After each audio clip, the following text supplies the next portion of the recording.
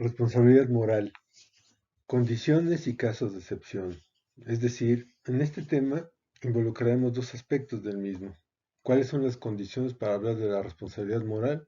Y en segundo lugar, ¿en qué casos no tenemos una responsabilidad moral? Es decir, ¿qué circunstancias nos eximen de ese tipo de responsabilidad? Primero, concepto de responsabilidad moral. La responsabilidad moral alude a la capacidad de hacernos cargo de las consecuencias de nuestros actos. Las consecuencias se refieren a todos aquellos efectos, deseados o no, que se dan a partir de nuestras decisiones y de las acciones que siguen a las decisiones, por supuesto. Es decir, se refieren a la manera como nuestras decisiones y consiguientes acciones u omisiones, es decir, lo que dejamos de hacer también, afectan tanto positiva como negativamente, no solo a las demás personas de nuestro entorno, y a otro tipo de seres o entornos, como pueden ser los animales, el medio ambiente, las generaciones futuras, etc., sino también y sobre todo cómo nos afectan a nosotros mismos. Condiciones para la responsabilidad moral. Aquí vamos a hablar de un par de condiciones para poder afirmar de manera categórica y sin duda que un sujeto es responsable moralmente hablando. La primera condición es que debemos haber actuado con libertad, es decir, para que un sujeto sea responsable moralmente, debe haber actuado con libertad, es decir, tomado decisiones y actuar libremente. Esto es que nosotros mismos hayamos decidido actuar y que esta decisión no debe ser impuesta por alguien o algo externo a nosotros, o incluso por impulsos que hay fuera de nuestro control, pero que son internos a nosotros. Es decir, actuar con libertad que significa que nadie nos obligue a actuar de un modo en el cual nosotros no queramos o no hemos decidido hacerlo. Y dos, que alguna condición interna en nosotros, elementos internos como pueden ser impulsos, emociones, sentimientos muy fuertes, que simplemente salen de nuestras manos, de nuestro control, pero que nos impiden actuar como hubiéramos querido, sino que nos llevan a actuar como ellos nos dirigen.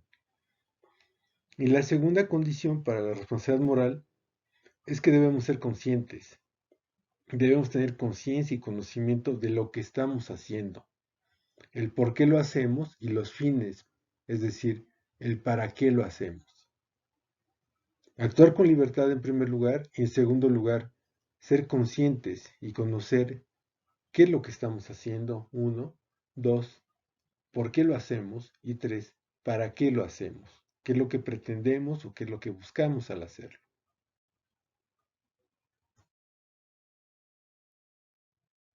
Circunstancias que eximen de responsabilidad moral. Es decir, en qué circunstancias se puede decir o afirmar que un sujeto no es responsable. Hay tres supuestos bajo los cuales cualquier sujeto cuando actúa se puede decir que no es responsable moralmente de sus acciones. La primera sería la coacción externa. Es decir, cuando alguien actúa por coacción, es cuando actúa obligadamente por alguien más, cuando alguien más lo obliga a hacerlo, ya sea por la fuerza o por amenaza.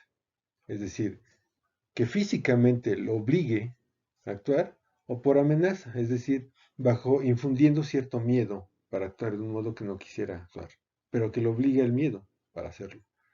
La coacción externa en ese sentido quiere decir que la acción de un sujeto no es libre ni moralmente responsable porque está actuando, porque lo están obligando a actuar de ese modo. No está decidiendo hacerlo él, ni está actuando libremente, sino que lo están forzando, ya sea físicamente o por medio de amenazas. Por supuesto, este tipo de coacción es externa al sujeto. En segundo lugar, por coacción interna, es decir, la segunda circunstancia por la cual un sujeto está eximido de responsabilidad moral, es decir, no es responsable moralmente, es cuando este tipo de coacción es interna al sujeto. Esto ocurre cuando esa fuerza se da internamente y por supuesto no la podemos controlar, cuando nos rebasa. Por ejemplo, Cuando ocurre un trastorno mental como la cleptomanía, es decir, esta tendencia de los sujetos a robar y que no pueden detenerse en su acción, es decir, no pueden evitarlo simplemente porque lo rebasa este tipo de trastorno, claramente los lleva a hacer cosas que ellos saben que son incorrectas, pero no pueden evitarlo, porque los domina, los gobierna este trastorno mental. O también un tipo de ludopatía, es decir, una afición al juego. Saben también que están actuando negativamente, que no están actuando correctamente, pero no pueden frenarse, no pueden gobernarse, sino que los gobierna la ludopatía, la afición al juego. Esas dos son coacciones internas, es decir, son trastornos mentales o tendencias mentales que tienen que no pueden controlarlas y que al contrario los controla o las controla y termina gobernando sus acciones. Ese tipo de coacción es claramente interna, es decir, surge en nosotros mismos, pero nos rebasa, desde luego que nos gobierna. Y el tercer aspecto es por ignorancia. La ignorancia que está dada por la edad o por una deficiencia cognitiva, que nos hace ser incapaces de distinguir lo que es correcto de lo que no lo es. Si se dan cuenta, la ignorancia tiene que ver justamente con la conciencia o el conocimiento. La condición para hablar de responsabilidad moral, la tercera, era tener conocimiento o ser conscientes. La segunda, perdón. Ser conscientes o tener conocimiento de lo que estábamos haciendo, para qué y qué estábamos haciendo. Cuando hablamos de la circunstancia que sí me da responsabilidad, que es la ignorancia, ahí claramente tiene una relación. Cuando alguien es ignorante de lo que está haciendo, está eximido de responsabilidad. ¿Por qué? Porque no es consciente de qué está haciendo, por qué lo está haciendo y para qué. ¿Y qué ocurre en esos casos? Bueno, que se aplica a la ignorancia por la edad. Un niño, por ejemplo, que no es consciente de lo que es correcto y lo que no es correcto, claramente actuará por ignorancia, porque no es capaz de distinguir lo que es correcto de lo que no lo es. Se supone que chicos menores de 5 o 6 años son incapaces de distinguir entre lo que es correcto y lo que no lo es. Ellos estarían eximidos de responsabilidad moral, o por una deficiencia cognitiva, es decir, un cierto tipo de retraso cognitivo, mental, donde también sus propias circunstancias cognitivas, intelectuales, no le permiten distinguir lo que es correcto de lo que no lo es. Ellos también estarían eximidos de responsabilidad moral. Caso que, de hecho, se puede decir que abarca la coacción externa e interna. Está en el manual. Cuando, por ejemplo, un periodista que revela casos policíacos o maneja casos policíacos,